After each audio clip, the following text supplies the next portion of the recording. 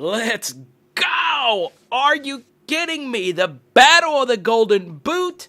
There is one stat that makes LSU and Ed Orgeron not look so great. We're going to dive deep into this subject today, and if you want unfiltered, excited, die-hard LSU analysis, go on ahead and hit the subscribe button, and of course, ring the bell. So, the sign of a good coach and the sign of a well-coached team is your ability to make adjustments. Now, adjustments could be quite a few things. It could be firing a coach, hiring a new coach. It's changing your recruiting personnel. There's off-the-field adjustments, but what really fascinates me are the coaches that are really good at making in-game adjustments. And so far this year, LSU has been laughably bad at doing just that. They are an awful second half team when it comes to making the adjustments needed at halftime. Perfect example, Mississippi State, first game of the year. Every single one of you were blowing up my phone and blowing up Twitter. Why aren't we playing zone coverage? Against Missouri, they kept doing the same thing. They kept making the same mistakes to Connor Balazic. And what the heck is a Connor Balazic? And then against Auburn, the same exact thing. It's a bad sign for Ed Orgeron, who is making a lot of money to make these adjustments. Well, he hasn't been doing it this year. But is it just this year? What about in the past? How has LSU done when it comes to making second half adjustments? And in particular, as we get ready to go into this Arkansas game, how does LSU make adjustments on the road? Making adjustments on the road is far more difficult than at home. And the reason why is because of communication. So when you're on the road, logistically, it's a little bit different. You're not in the same spot. You're in a weird spot normally in the press box. And then, logistically, to get from the press box to the halftime locker room to make the adjustments with the head coach face-to-face, there's really not that much time. So on the road, it is far more difficult to do those things because obviously everything's going up against you. The calls have probably been against you. Your players are in a hostile environment. LSU under Ed Orgeron has not been good, particularly in the second half when it comes to making these adjustments.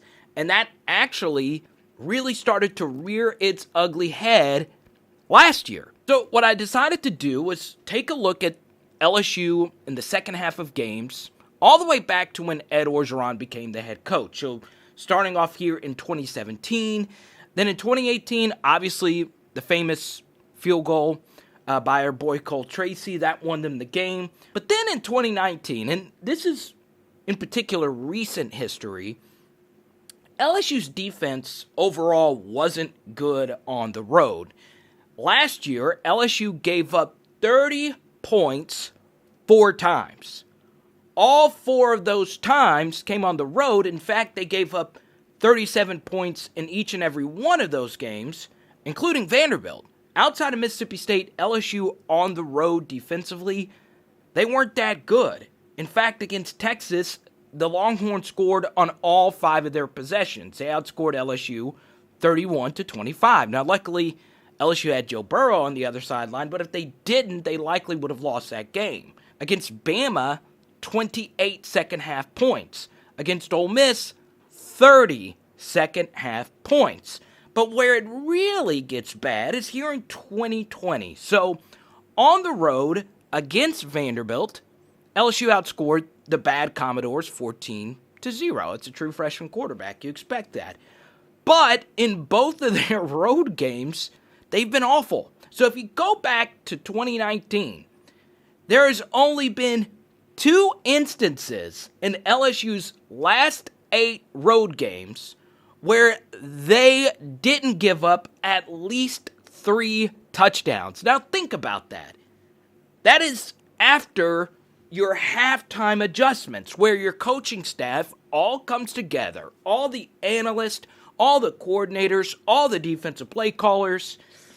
That is where you should dominate as a coaching staff, but you didn't. In fact, you were outcoached a lot of times in the second half of games, and in particular, that has happened here in 2020. Now, why is that relevant? Well, last year you really didn't need it because you had such a great team. This year, where your talent isn't quite as good as it was last year, you need your coaching to get even better. The actual X's and O's and maneuvering around opposition. And obviously, the biggest reason why this has been the case is Bo Pelini. His defensive scheme is awful. I would put 50 to 60% of the blame of the season on Bo Pelini. That's how bad he's been. But some of this falls on the feet of Ed Orgeron because, as you saw in 2019 with Dave Aranda, the problems still weren't fixed here right now. So, why is this relevant leading into Arkansas, who you have to play all the way up in Fayetteville? We've talked about Ed Orgeron's history with Arkansas, so this game does mean a lot to him. You have to go to Fayetteville, all right? That is a long trip, and it's not an easy place to play on the Hill, especially now that the Arkansas fans have some positive momentum. It's an 11 a.m. kickoff. They played last week against Florida. The one thing about Arkansas this year is that they haven't been just well coached. Their coaching staff has been the best in the SEC. So what I want to show you is how good Arkansas's been in the second half of games this year. Outside of the Georgia game, where they were awful. As you can see, they were outscored 32-3. You see the rest of the way that they have been actually really good. 7-7 on the road against Mississippi State. 16-10 on the road against Auburn. Now, they lost that game, but that was due to a horrible call that allowed Auburn to kick a game-winning field goal. Then, against Ole Miss, where they had a big lead, they were still able to not allow Ole Miss to come back into the game. But in particular, these last three games, I've been really impressed with Arkansas's ability to make adjustments at the half. Against Texas A&M on the road, they outscored them 17-14 in the second half. Then against Tennessee, 24-0. They were down 13-0. And in the third quarter, 24 unanswered points. And then Florida, who won the game 63-35, well, the second half score was actually 28-21. And in particular, Arkansas had a real opportunity to make that a one-possession game. I hate to say this. We did a video on this in episode 14. They decided to punt on 4th and 1 when they were having some positive momentum. But either way, the third quarter started off really strong. You could see the little adjustments that Arkansas made defensively, but they still ended up giving up 28 points. But they were a better team in the second half than they were the first half. This has been a consistent theme for Arkansas football this year, where it's been the exact opposite for LSU when they really need their coaching to be great. Not only Ed Orgeron, but the coaching staff in general has not done a good job. And unless we point that out, unless we have the discussion, we won't be able to move forward as a program. That's why I pointed out. That's not saying Ed Orgeron's a bad coach. That's not saying that Ed Orgeron isn't going to get better in this department. He probably will. That's what happens to coaches. They normally get better as long as they're open to change and new ideas. Here's why the Arkansas game is very important. Because this is doable for Ed Orgeron. Because Sam Pittman is Ed Orgeron. Now, before the year, we did a video on this. The one SEC coaching staff that is copying the Ed Orgeron model. And I told you, out of all the coaches, now don't get it twisted. Lane Kiffin is definitely working in Ole Miss. But the best coaching staff in the SEC has been Arkansas. I don't really think that there's any debate. Knowing what their talent is and their situation was compared to where they are last year and this year, it's crazy. And all Arkansas did was copy what LSU did.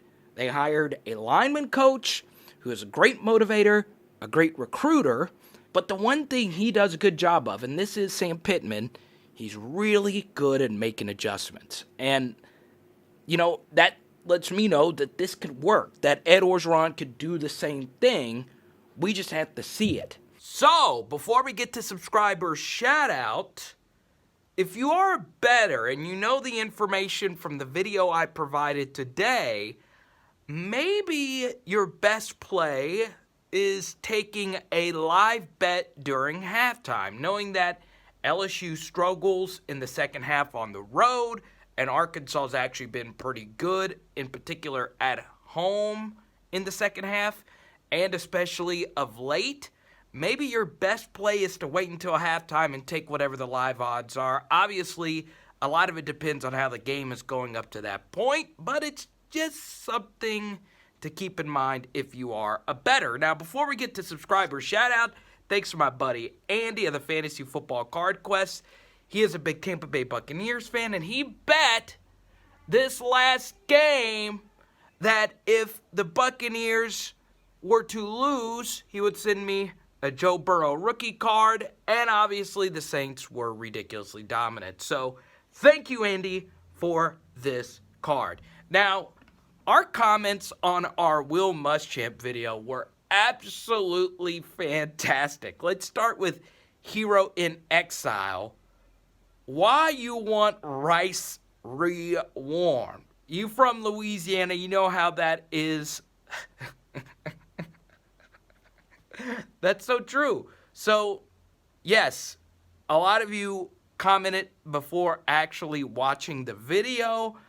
I did not suggest LSU hire Will Muschamp to fix the defense. I actually did the opposite. The main reason I did the video is because some of you have tweeted and posted in our live chat that Will Muschamp should be the next defense coordinator at LSU. Some of you did. And that's okay. It's your opinion. That's what's fun about this channel. At least let's have a discussion about it. So, yeah, I found that to be absolutely hilarious. So, I hope our channel is not ruining Jonathan's marriage. Oh my goodness. I'm not going to laugh so hard at this. This is my favorite channel. Every time I hear him start with "Let's go," by the way, that should be G-E-A-U-X, I want to punch a hole through the wall and leave my wife to be LSU's DC. But my wife won't let me. However, she says if LSU beats Bama, I could start sleeping in the bed with her again. She's an Auburn grad. And obviously, outside of how funny that comment actually is, why'd you marry an Auburn grad? Live stream if you're watching the video the day we posted it tonight at 7 p.m. Central and every Tuesday night at 7 p.m. Central, and live streams after the games on Saturday. Power Hour LSU. Boom! Bum, bum, bum.